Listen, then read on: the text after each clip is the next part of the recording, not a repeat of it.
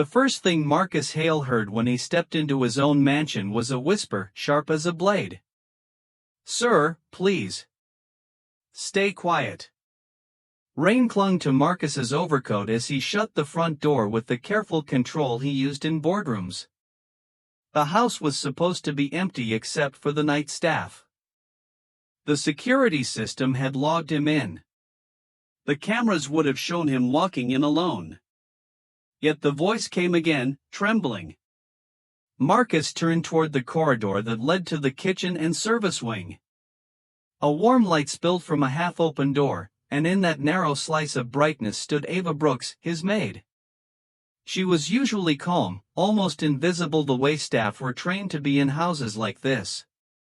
Tonight her eyes were wide, her face pale, her hands lifted like she was trying to stop a storm. "Why are you here?" Marcus asked, keeping his voice low without meaning to. His mind was already calculating, a break-in, a threat, a setup. Ava swallowed hard. "I'm sorry, Mr. Hale. I didn't know you were coming home tonight." "I wasn't," Marcus said. "That's the point." He'd flown back early because the deal in San Francisco had collapsed in a single phone call. His partners had smiled and lied for weeks. Marcus hated wasting time. He hated surprises even more. Ava stepped closer, blocking the corridor with her body like a shield. "Please," she whispered, and her voice broke on the word. "Stay quiet." Marcus narrowed his eyes. "Ava, explain." Her hands trembled as she pressed a finger to her lips. Behind her, somewhere deep in the service wing, came a faint sound, a small, strained breath, and then silence. Marcus's heart tightened. It wasn't the sound of a burglar. It wasn't the sound of a pet. It was human. It was the child. He looked past Ava. "Who's in there?" Ava's throat moved like she was swallowing glass. "No one." Marcus took a step forward. Ava moved with him, quick, desperate. "Mr. Hale, please."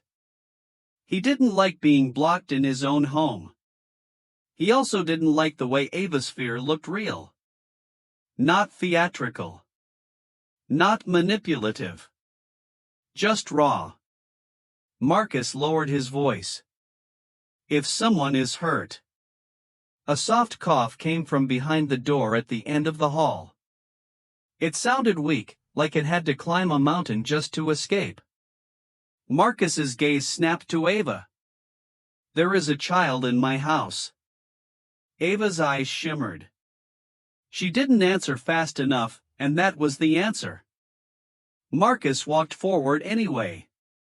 Ava grabbed his sleeve, not forcefully, but like someone clinging to the last branch over a cliff. "Please," she begged. "He's sleeping. If he wakes up, he'll start coughing again," and she bit down on her words, as if saying them out loud might make them happen. Marcus stopped. "He?" Ava nodded once, barely. Tears sat in her lashes, stubborn, unshed. "My son." Marcus stared. In all the months she'd worked here, she'd never mentioned a son. Staff didn't share their lives with him. And he didn't ask. "Your son is here," Marcus said slowly. "In my house. Without permission." Ava flinched at the last word. "I know. I know it was wrong." Marcus felt anger rise, hot, automatic. People took advantage. They always did. His own uncle had stolen from his mother when Marcus was 12. Friends had smiled at his face and emptied his pockets behind his back. He'd learned the rule early: if you bend, you break. Yet when he looked at Ava, he saw no greed. No scheme. Only terror, like she'd been carrying a heavy secret for too long, and now it was crushing her. "What's his name?" Marcus asked. Ava's shoulders shook. Jalen. How old? 8. And why is he here? Ava's voice dropped to a whisper so thin it almost disappeared. Because I didn't have anywhere else to put him tonight. Marcus frowned. A babysitter. I tried. Family? Her jaw tightened. It's just us. Marcus exhaled sharply. Then you call in sick. You don't bring a child into a client's house. I couldn't call in sick, she said, and her eyes finally spilled over. If I miss even one shift, I can't pay rent. If I can't pay rent, we're back in the shelter. And if we're back in the shelter, Jalen, her breath hitched. He can't get sicker there. Marcus's mind snagged on the word. Sicker. Ava hesitated, then nodded. He has asthma. But it's been worse lately. We were at the clinic today. They said he needs the inhaler refill and a follow-up, but I don't have insurance.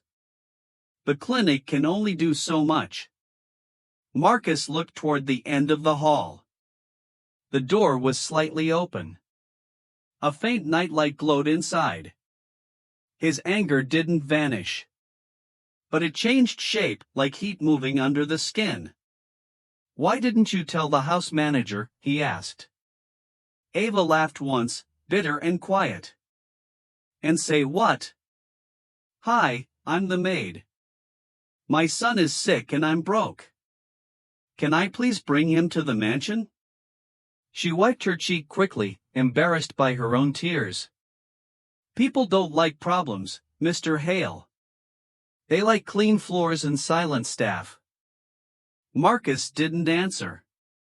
He didn't know what to say to that, because it sounded uncomfortably true. Another weak cough echoed down the hall. Ava's eyes widened again. She turned her head toward the room like her body moved on instinct. He needs his medicine, she whispered. But he finally fell asleep. If he wakes up and panics, the coughing gets worse. Marcus's voice softened despite himself. Is he in danger right now? Ava's lips pressed together. I don't know. That's what scares me. Marcus stared at the corridor, feeling a strange tension between two versions of himself. The man who built an empire by never allowing exceptions, and the boy who remembered how it felt to be helpless. He walked forward carefully, slower now. Ava's hand hovered near him, not touching, like she didn't know if she was allowed to stop him anymore. Marcus reached the door and nudged it open. Inside, a small figure lay curled on a narrow cot, something Ava must have brought in quietly. The boy's skin was a warm brown, his hair cropped close, his face damp with sweat. A nebulizer machine sat on the side table, unplugged. A children's book lay open on the blanket. Ava stood behind Marcus, shaking. I cleaned everything, she whispered quickly. I didn't want to touch anything that wasn't mine. Marcus raised a hand for silence. He stepped closer and watched the boy breathe. It wasn't steady. Each inhale was a fight. Marcus's stomach tightened. He didn't need a medical degree to see a child struggling for air. He turned sharply to Ava. Where is his inhaler? Ava's shoulders sagged. It ran out last night. The refill, she swallowed. I couldn't afford it yet. Marcus's eyes flashed. You brought him here without his medicine? Her face crumpled. I brought him here because this house is clean. Because it's warm.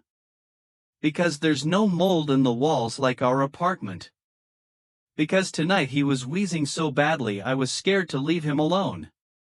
Marcus looked back at the child. Then at Ava. Then at the hallway. There was a rulebook for everything in Marcus Hale's world. contracts, policies, protocols. But there was no rulebook for what to do when an 8-year-old was breathing like the air had turned against him. Marcus pulled out his phone. Ava's eyes widened in panic. "Mr. Hale, please don't call security. I'll leave. I'm not calling security," Marcus said, his voice firm, controlled. "I'm calling an ambulance." Ava's knees nearly buckled. No, we can't afford." Marcus stared at her, voice low. "Listen to me.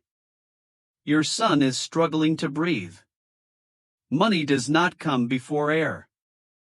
Ava pressed a hand over her mouth, and a sob slipped through her fingers. Marcus dialed.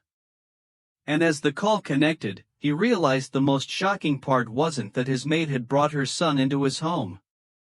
It was that she'd been drowning quietly for so long, and nobody had noticed. The ambulance arrived without sirens, at Marcus's instruction. 2 paramedics moved like practiced calm through the wide hallway, their equipment soft clicking against marble and wood. Ava hovered near Jalen, her hands twisting in her apron. She looked like she wanted to touch him and was afraid she'd break him. "Ma'am," the paramedic said gently, shining a small light in Jalen's eyes. "Has he been using a rescue inhaler?" Ava's voice shook. "It ran out." The paramedic's mouth tightened, professional, but concerned. "Any hospitalizations before?" "Once," Ava said. 2 years ago." Marcus watched from the doorway as they fitted a mask over Jalen's face. The boy stirred, eyelids fluttering, panic already rising in his chest. "Mom?" Jalen rasped. Ava leaned in instantly. "Baby, I'm here. I'm right here." Jalen's eyes found Marcus tall, unfamiliar, shadowed in the doorway. Fear flashed across the boy's face. Ava turned slightly, blocking Marcus's view instinctively, like a mother bird shielding her chick. "It's okay," she soothed. "This is Mr. Hale. You're safe."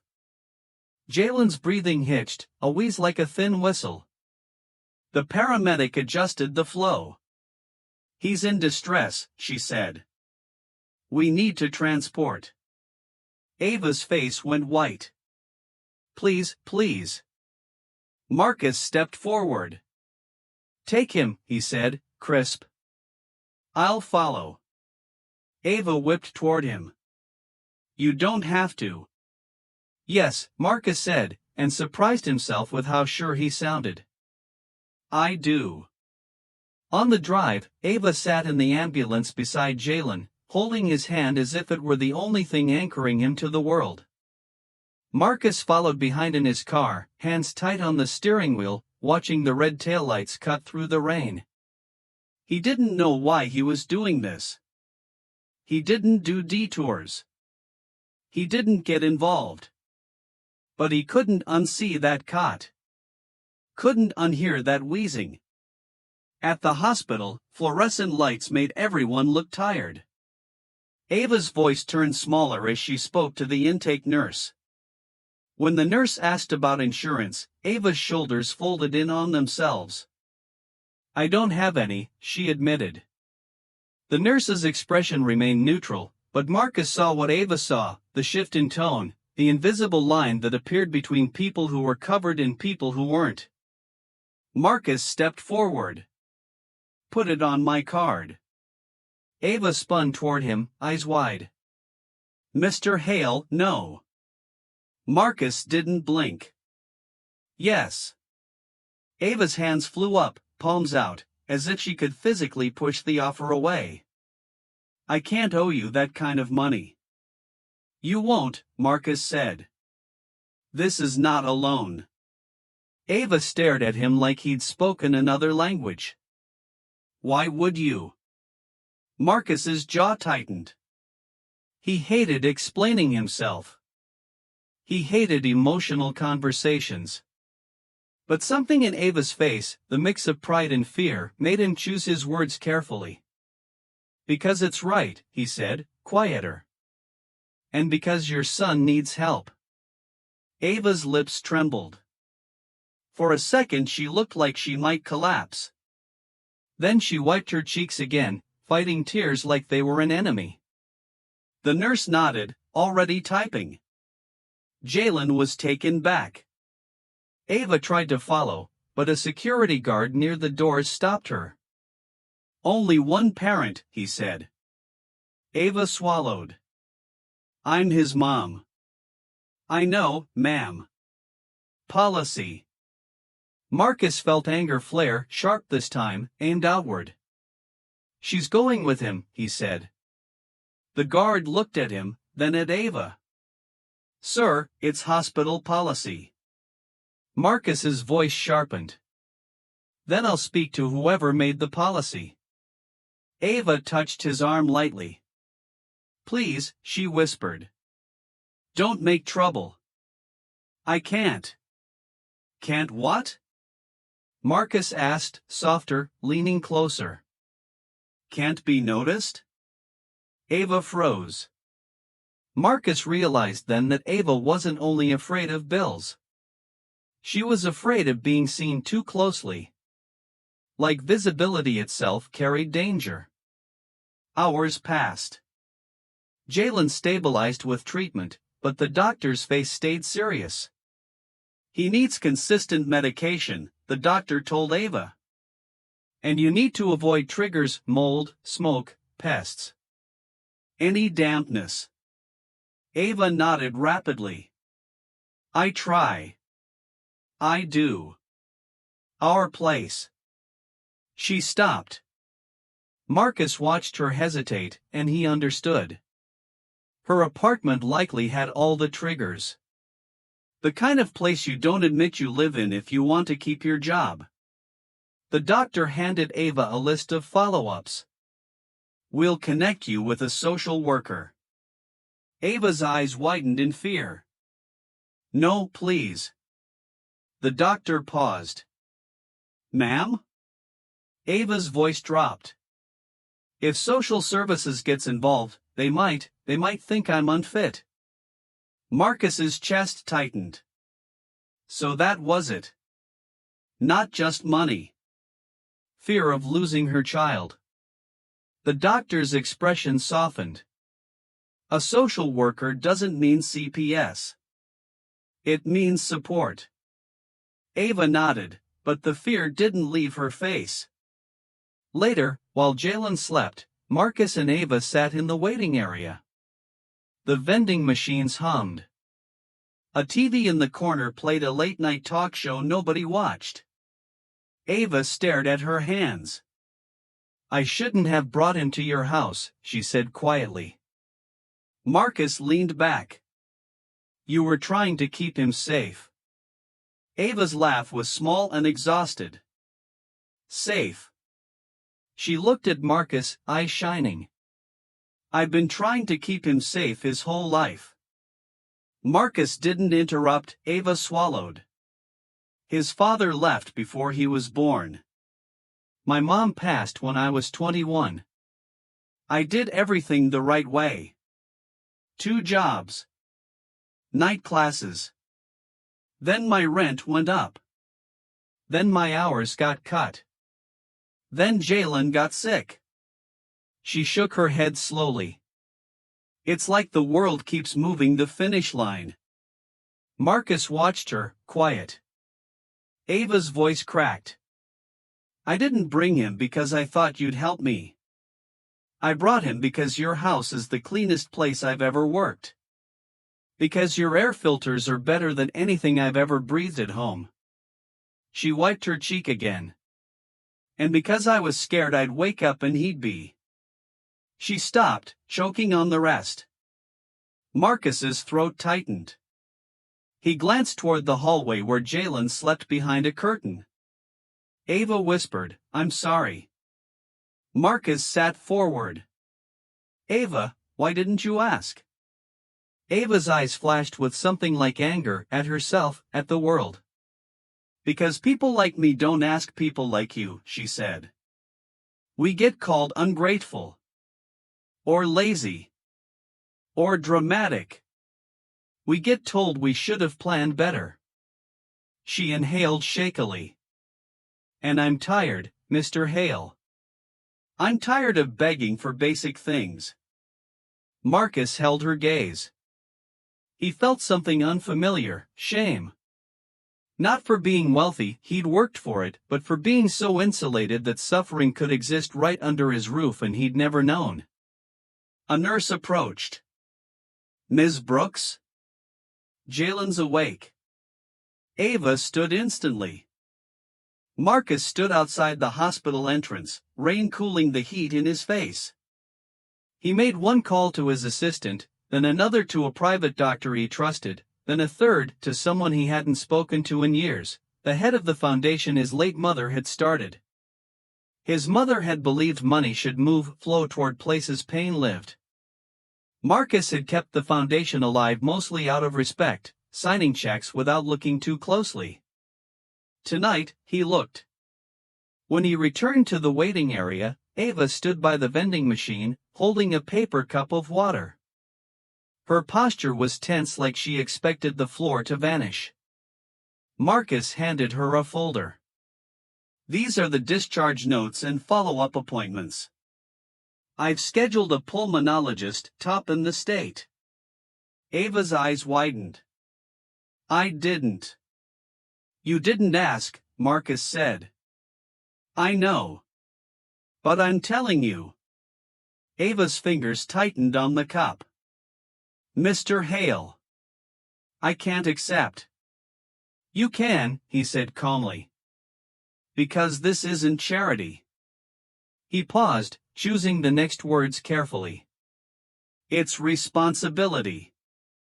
My staff shouldn't be forced to choose between a paycheck and their child's lungs. Ava stared at him. You don't owe me anything. Marcus's voice softened.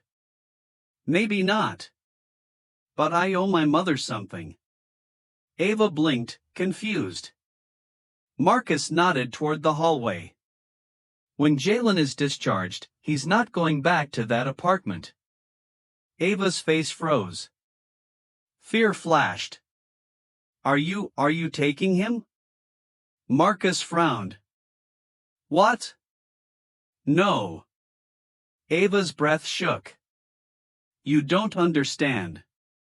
People with power, sometimes they. Marcus's expression changed.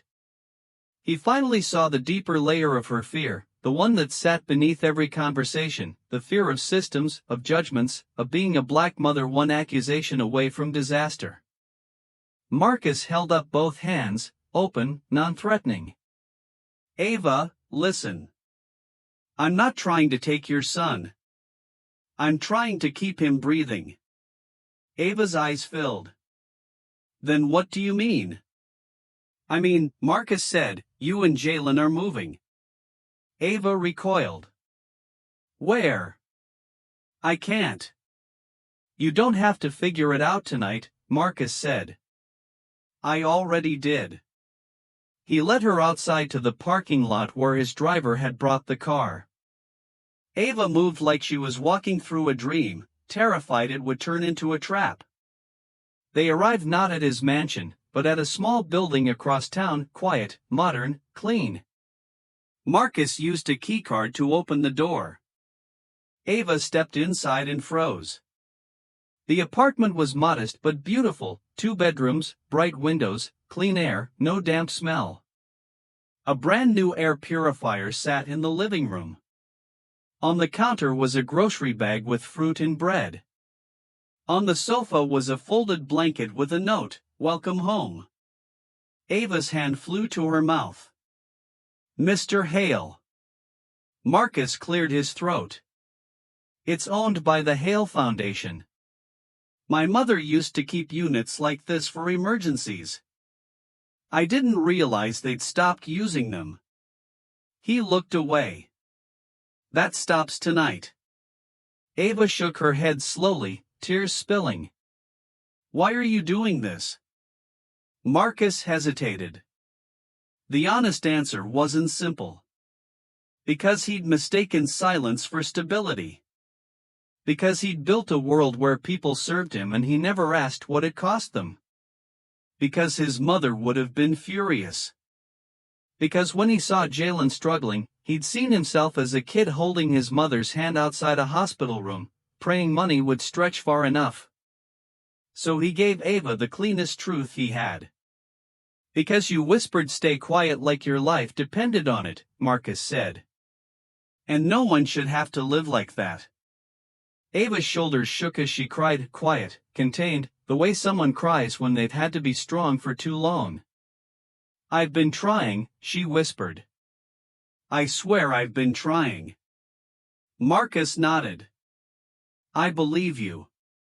The next morning, Jalen was discharged with proper medication, a new treatment plan, and a follow-up schedule. Marcus arranged transportation. He stocked the apartment with what they needed. He hired a nurse to teach Ava how to use the nebulizer correctly and how to recognize early warning signs. Ava watched it all like someone waiting for the catch. On the third day, the catch arrived, just not the one she expected. Marcus called Ava into the sitting room at the mansion. The house manager stood nearby, stiff and defensive, clearly expecting a reprimand for the incident. Ava entered with her chin lifted, hands clasped. She looked like she'd decided to accept whatever punishment came, as long as Jalen was safe now. Marcus spoke first. Ava Brooks. Yes, sir, she said quietly. The manager opened his mouth. Marcus raised a hand. I reviewed your work file, Marcus continued. Perfect attendance. Outstanding performance. No complaints.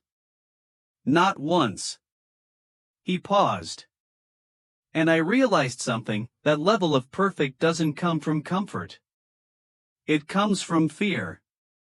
Ava's eyes flickered. Marcus turned to the manager. From today, all household staff will have paid sick days. Guaranteed. The manager stiffened. Sir, that will increase. It will, Marcus said. And we'll pay it. He looked back at Ava. Second. The Hale Foundation is restarting its housing initiative. I want you to lead the staff advisory board because you know what people actually need. Ava stared at him. Me? Yes, Marcus said. You. Ava's voice shook. I clean houses. I'm not. You're a mother who kept her child alive without resources, Marcus said. That is leadership. Silence filled the room, thick, stunned. Ava's eyes burned with tears, but her voice came out steadier. What do you want from me? Marcus's answer was simple. Your honesty. Your voice. And your forgiveness, if you can give it. Ava swallowed. I don't know if I can forgive a world that made me hide my son. Marcus nodded. I'm not asking you to forgive the world. I'm asking you to help me change a corner of it. Ava looked down at her hands. Then she lifted her gaze. I'll try, she said. That night, Jalen sat on the new apartment's living room floor, coloring superheroes on a sheet of paper. Ava watched him breathe steady, calm. A sound she'd once taken for granted before life taught her not to. Jalen held up the paper. Mom, look. I drew you. Ava smiled. That's me? Yeah, Jalen said proudly. You got a cape. Ava laughed through tears. Why I got a cape? 'Cause you saved me, he said simply. Ava turned away, pressing her knuckles to her mouth, overwhelmed. Marcus stood near the doorway, having dropped off groceries quietly. He hadn't meant to intrude, but Jalen saw him. You. Jalen grinned. You the boss. Marcus smiled slightly. I guess. Jalen held up another drawing, this one of a tall stick figure with a square suit. I drew you too. Marcus leaned closer. What am I doing? Jalen pointed. You holding the door open. Ava's breath caught. Marcus stared at the drawing longer than he expected to. Because the unexpected reason behind Ava's whisper wasn't scandal or crime. It was love, desperate, fierce love, trying to survive in silence.